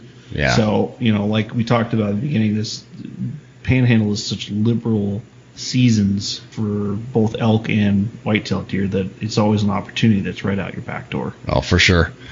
For sure. So I'm thinking 2020 is actually going to be, we're gearing up for a good year. We'll see how it pans out. It's not even 2020 yet as a date of this recording. I forgot to mention, I took a friend of mine from Yakima, Washington. He's a turkey nerd. Yeah. He's right up there with Stephen Ranella being a turkey nerd. He knows about the genus and what he talks about their filleting. I don't know, dude. I don't know turkey about it, but he's a turkey nerd. And he goes down to the Grand Ronde River in southeast Washington. He knows some landowners down there, and they go shoot the big Rio Grande turkeys. But the Rio Grande is another strain. People talk about turkey slams. I can't remember. There's a Grand Slam and a Super Slam, but basically there's 5 types of turkeys. There's the Mexican turkey, which I can't remember what they're called. There's the Osceolas that are just in Florida. There's the Easterns, which are obviously on the Eastern Seaboard. There's the Merriams, and then there's the Rio Grande. So I have a client who invited me to go shoot Osceolas down in Florida, and I don't know if I can swing it in 2 months. Yeah. But we're definitely going to go down to the Grand Ron and shoot a Rio Grande turkey. That'll be awesome. That's kind of confusing. I'm talking about 2 rivers. I know. No, it totally is. Yeah. But it no, it makes sense. But you've been into turkey hunting long, or is this new? He was the one who got me into turkeys. How long ago? This year. Like, I'm pretty new to turkey hunting. I've shot. Well, they're like rats up here. Oh yeah, they're everywhere. You know, my buddy Chase, he's like, I told him, hey, why don't you come out here for 3-4 days? We'll go shoot a turkey. He's like, oh man, that sounds awesome. We're gonna be up at 2 a.m. and we're gonna roost them, and I'll call for them so they gobble. We're gonna over there, and then we're gonna sit in ground blind all day and just watch. And I said, you can. I'm going to go up the road and box call and find them off the road and shoot one. Yeah, pretty much. And he goes, that's not turkey hunting. And I said, well, that's what we do up here. Because I've shot turkeys here and in Montana. That's how I've done it. Yeah. I haven't been all stealthy about it. It's just you don't have to be here. Run out of your truck and shoot it. You don't have to be here. There's liberal like turkey everywhere. You can shoot 4 a year. Yeah. But that's what we did. But we kind of put a little stock on it and had it set up, and it was just cool, man. Yeah. So I'm excited to go do that and actually do some legit turkey hunting, not North Idaho. Well, we might have to connect and go do some turkey hunting. Oh yeah, what the heck? Yeah, well, it's not like we have to waste a lot of time doing it. Actually, I might come with you to Arizona to go after a coos deer. Oh, I'm down for that. We'll talk about that after we're off here. All right, sounds like a plan. I appreciate you coming on, man. Thanks for having me. We're coming on to 2 hours here. That was awesome. Yeah. So, again, guys, AJ MacVittie from the Mule Deer Foundation, the North Idaho Chapter. Is that right, the North Idaho Chapter? Correct. Yeah. If you guys want to get involved with the Mule Deer Foundation, I highly recommend it. Stay posted, following. There's like a Facebook page for the chapter. North Idaho MDF on Facebook. Okay. I'm pretty active on it. Is there any other social channels they can find that on? No, here? It's just Facebook right now, and then obviously muledeer.org for the national website. They have a convention. The Mule Deer Foundation has a convention coming up in February in Salt Lake City. They have a bunch of big vendors. It's if you've ever been to a sportsman show, it's like the same, but it's specifically Mule Deer Foundation sponsors, donors, etc. And that's in February. Yep, that's down awesome. In Salt Lake City or Ogden, Salt Lake City area. Ogden, yeah. No, that's great, man. I appreciate it. And just so you guys know, from my standpoint, like when I have a few organizations that are pretty close to my heart, the Mule Deer Foundation is one of them. And so if any involvement and help with that and volunteers, they're always looking for that. And don't miss the banquet next fall. It's like actually a really good banquet. And we can hang out, and I can get inebriated and buy another safe maybe. Right? Sure. Or that sage grouse hunt down there in southeast Idaho. Or, I forgot about that. That was a good one. Yeah, let me mention something. Dennis Brookshire runs Bitterroot Outfitters, I think, down there in 7-9. We're in talks of he's going to be donating a big game hunt, I think, for next year's banquet. That's going to be cool. Yeah. I will put in for that one. Oh, yeah. Yeah, for sure. Is that going to be auctioned or silent auction? We're going to auction that. Sweet. So don't tell my wife, because I'm going to get it. I hope your wife doesn't listen to your podcast. She's going to, man, but I'm going to have to figure it out. But no, I appreciate you coming on, man. This has been a good time. Yeah, thanks for a bunch. Jim. And we'll see you guys next episode. Thanks.